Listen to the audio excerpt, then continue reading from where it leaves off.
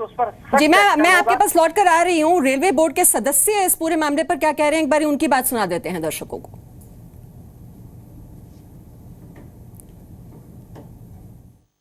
Ballia Sealdah express में एक शख्स बीमार होता है, 12 स्टेशन गुजर जाते हैं लेकिन उसको मदद नहीं मिली और उसकी मौत हो गई। इस लापरवाही को रेल मंत्री ने गंभीरता से लिया है और कार्रवाई की है। हमारे साथ बात करने के लिए मेंबर ट्रैफिक हैं मोहम्मद जमशेद साहब। सर क्या कार्रवाई की है आपने इस लापरवाही? जैसे ही हमें इसके बारे में मालूम चला था और उसके ये बात भी संज्ञान में आई थी और हमारा जो जोनल रेलवे है ECR वहाँ के महाप्रबंधक और DRM ने उसके ऊपर तुरंत कार्रवाई करी थी। रेल मंत्री जी के आदेश भी थे।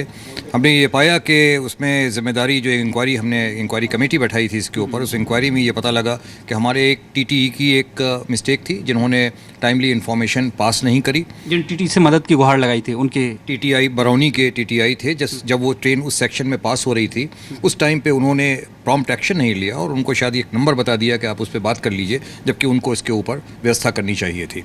उनको सस्पेंड कर दिया गया है और उनके ऊपर डिपार्टमेंटल विभागीय कार्रवाई हो रही है, जो उनके ऊपर मेजर पेनल्टी चार्जशीट दी जाएगी। उसके बाद हम लोगों ने ये भी देखा कि गाड़ी जब आगे आ गई थी, आगे आने के बाद फिर दूसरे जो हमारा स्टाफ होता है रेलवे का TTE, उन्होंने उसकी इन्फॉर्मेशन और सूचना तुरंत दी थी जहाँ पे जिस स्टेशन के ऊपर डॉक्टर को उपलब्ध होना था।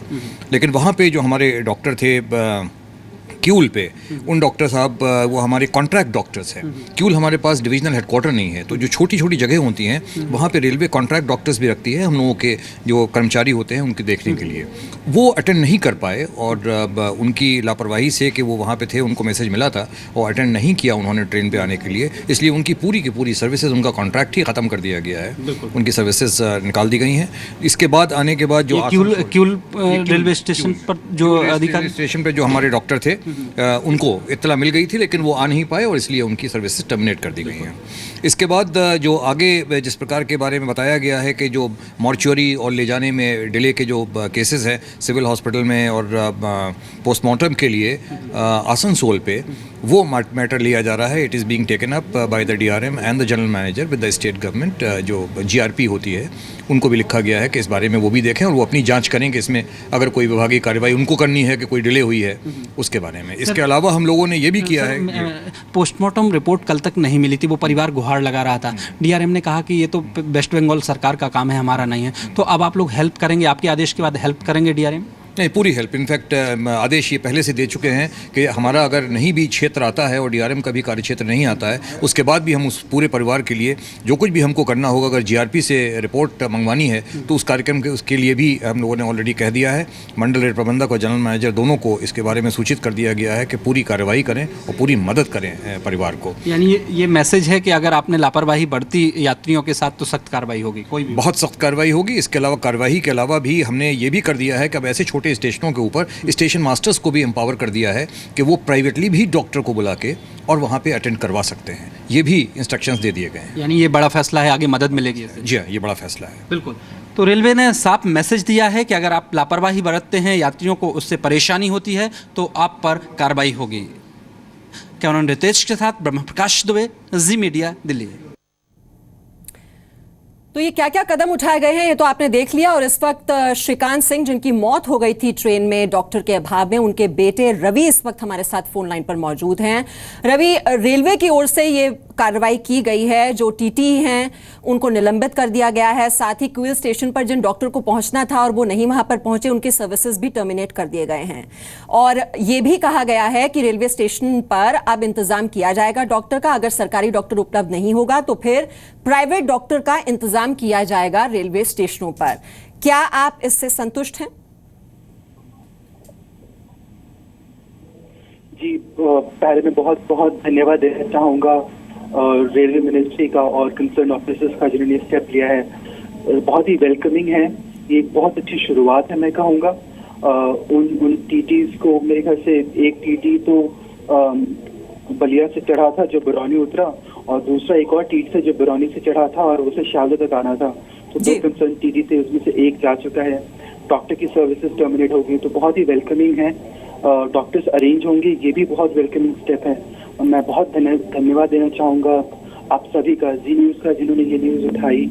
ये सिर्फ मेरे डैड की न्यूज़ नहीं है, ये एक उन सारे पैसेंजर्स की न्यूज़ है जो ट्रैवल करते हैं, जिनको मेडिकल इमरजेंसीज की ज़रूरत पड़ सकती है फ्यूचर में। अब उनके लिए कुछ न कुछ होगा। और मैं चाहूँगा कि ये रेलवे इस इन्वेस्टिगेशन को कंप्लीट करे और भी यदि कोई और दोषी पाया जाए तो उसके खिलाफ भी सख्त एक्शन हो। जी रवि, यह मसला आपने उठाया और ये हम तक आया और हम फिर इसे रेलवे तक लेकर गए और आपने देखा कि अब रेलवे ने अपनी पॉलिसी में भी बदलाव किया है और उन्हें भी ये बात महसूस हुई कि मेडिकल इमरजेंसी किसी के भी साथ हो सकती है। ऐसे में मेडिकल इंतजाम करना बहुत ही जरूरी है और ये कहा गया है कि डॉक्टरों का इंतजाम किया जाएगा। वहां पर अगर सरकारी डॉक्टर नहीं होगा तो फिर वहां पर प्राइवेट डॉक्टर का इंतजाम किया जाएगा। आपको लगता है कि जमीनी स्तर पर अब ये हालात बदलेंगे और ये शुरुआत एक सही दिशा में हो चुकी है? जब देखिए, ये तो देखने की बात होगी कि कितने हद तक ये इम्प्लीमेंट हो पाएगा। सोच बहुत अच्छी है। हमें जरूरी नहीं है कि हम जो सरकारी डॉक्टर्स हैं उन्हीं के ऊपर डिपेंड रहें। ये प्राइवेट डॉक्टर्स की अवेलेबिलिटी पे रहना एक अच्छा पॉजिटिव स्टेप है, क्योंकि उनको हम फोन करके बुला सकते हैं। हम उन्हें तुरंत यदि आसपास ही रहते हैं वो स्टेशन के और यदि इन्फॉर्म किया जाए कि ऐसी आवश्यकता है वो तुरंत आ भी पाएंगे। तो एक तरीके से एक अच्छा स्टेप है। यदि उन सारे स्टेशन मास्टर्स जो उस रास्ते में रहते हैं, ये जरूरी नहीं कि वो डॉक्टर स्टेशन पे ही अवेलेबल हो, पर यदि थोड़ी दूर पे भी अवेलेबल है, उसका खुद का एक हॉस्पिटल है या फिर किसी हॉस्पिटल का डॉक्टर है जिसका फोन नंबर स्टेशन मास्टर्स के पास रहे और ऐसी इमरजेंसीज पे वो तुरंत उन्हें बुला सके, ऐसे 3-4 डॉक्टर्स के नंबर अवेलेबल हो, तो ऐसी बहुत सारी चीजें की जा सकती हैं जिनमें रेलवे को फाइनेंशियली ज्यादा खर्च ना करना पड़े, क्योंकि रेलवे इनफैक्ट एक कॉस्ट सेविंग प्रॉपर्टी और ऐसी सर्विसेज देती है जिनमें कॉस्ट की बहुत इम्पैक्ट रहती है। तो ऐसी बहुत सी चीजें की जा सकती हैं जिससे मेडिकल असिस्टेंस भी मिले और रेलवे को फाइनेंशियली कोई नुकसान भी ना लेना पड़े। जी रवि, आपके पिता नहीं लौट सकते, आपके साथ ये बहुत ही दुखद घटना हुई, लेकिन हम भी चाहते हैं कि इस तरह की घटना किसी और के साथ न हो। अब ये जो कदम उठाए गए हैं, आपको लगता है कि अब आपके साथ इंसाफ हो गया है या आपके जहन में अभी भी रेलवे से कोई शिकायत है? मैं सचमुच ही धन्यवाद देना चाहूंगा कि उन्होंने सही समय पे जैसी आवाज उठाई जी न्यूज ने, उन्होंने तुरंत ही एक कमेटी गठित की और इस इन्वेस्टिगेशन को किया। मैं चाहूंगा कि इन्वेस्टिगेशन कंप्लीट हो। अभी सिर्फ एक टीटी और एक डॉक्टर को सस्पेंड किया गया है, बट मैं जानना चाहूंगी कुछ 12 स्टेशन थे उस बीच में और सिर्फ एक डॉक्टर और टीटी की रिस्पॉन्सिबिलिटी नहीं हो सकती है। इसके अंदर कुछ और लोग भी होंगे जिनके खिलाफ एक्शन होनी चाहिए और मैं उम्मीद करूंगा कि रेलवे अपनी पूरी इन्वेस्टिगेशन को कंप्लीट करेगा और बाकी जो भी कंसर्न रहते हैं उनके खिलाफ एक्शन लेगा। जी बिल्कुल, और यात्रियों की जो ये यात्रा है ये सुखद और मंगलमय हो, यही दरअसल हमारा मकसद है कि किसी तरह की तकलीफ, किसी तरह की मुश्किल का सामना रेल यात्रियों को ना करना पड़े। और इसी वजह से जी न्यूज ने यह मसला उठाया था जो सीधे सीधे आपसे जुड़ा हुआ है, क्योंकि ये है आपकी न्यूज।